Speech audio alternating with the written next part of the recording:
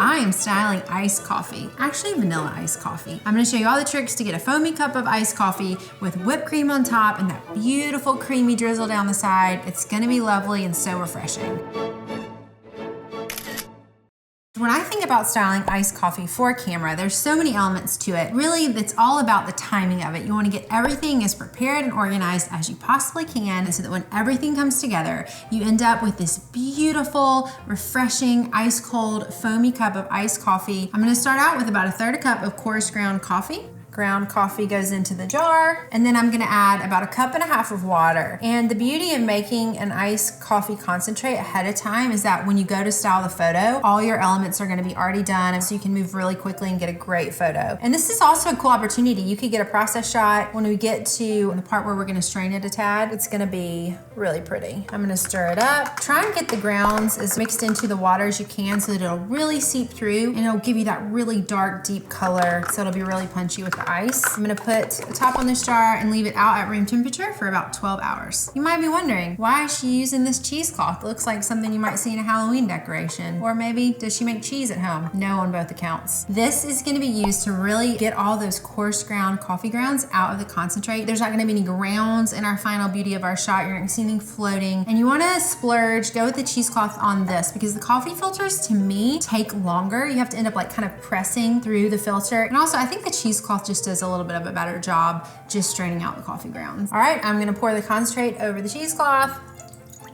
Cue that gorgeous coffee footage. So pretty. Look at that color. It's so dark. If you have some grounds that stick to the bottom of your jar, that's okay. Look at that beautiful color. It looks really thick. It looks really dark. That's exactly what I want. Because we're gonna make this a little bit of a set apart recipe, I'm gonna add in some vanilla syrup to the bottom of the jar. Now I'm gonna add in our concentrate. Just add this in to the bottom of your jar and then add enough liquid until you get about the color that you want. When you add ice to this, it's gonna get a little bit lighter. So when we're thinking about photo and how it's gonna appear, how the light's gonna come in from our light source through our iced coffee, you really want to err more on the darker side of coffee as opposed to lighter. So probably when I style this, I'll add a little bit more concentrate and less water. Okay, so that's pretty dark. That's looking good. I'm gonna add some water.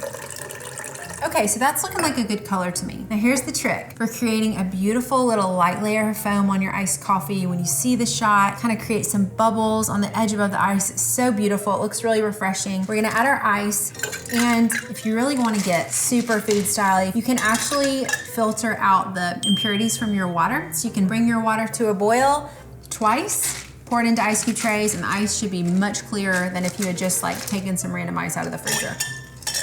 Okay, so that's looking good to me. That looks like a good color. You can see it already starting to lighten up a little bit. I'm gonna put the top on the jar. Here's my favorite part. We're gonna shake it. Yeah, this is the new cardio, the iced coffee shake. Look at that. That looks so good. Do you see that foam? That's just what I want. It's gonna be the perfect vehicle for when we pop over here to shoot it, add some whipped cream, then add some drizzles down the side of cream. It's gonna be beautiful.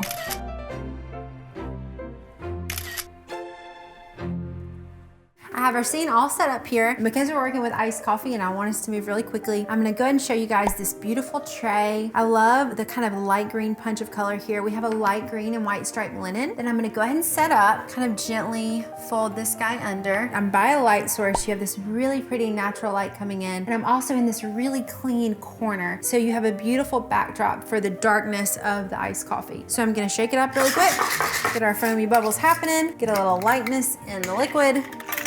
Pour it in.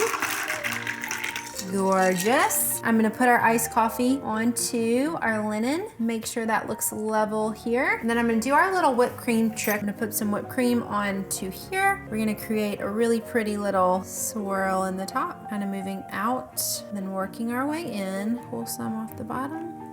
Transfer that guy right there. So we can still see the ice, we can see the swirl. That looks really pretty. All right, our final touch, I'm gonna pour some half and half over the coffee, and I'm gonna aim to hit our half and half right at the top of the swirl here, so we get that really dynamic contrast and those beautiful swirly shapes of the lightness of the cream versus the darkness of the iced coffee. And I'm aiming to hit the top of the swirl because it might also create a really cool splash coming down from the top of the coffee, which I love. Let's do it.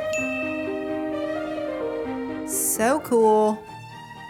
Look at that. Those beautiful drizzles. You're getting the swirls. You have some melty cream right here. And an extra tip, just so you have this on hand, I like to have one more iced coffee ready to go, just in case these drizzles didn't land where I wanted or I accidentally missed the top of the swirl. We have an extra to work with if we need it. As y'all can see, taking a photo of iced coffee is a lot more challenging than you might have thought, but it's really important that you have everything ready and organized. It's even more helpful if you have another set of hands in the kitchen that can help you capture those really beautiful drizzles, the cream dripping down the side of the glass. But I'm really pleased and excited for what I was able to get.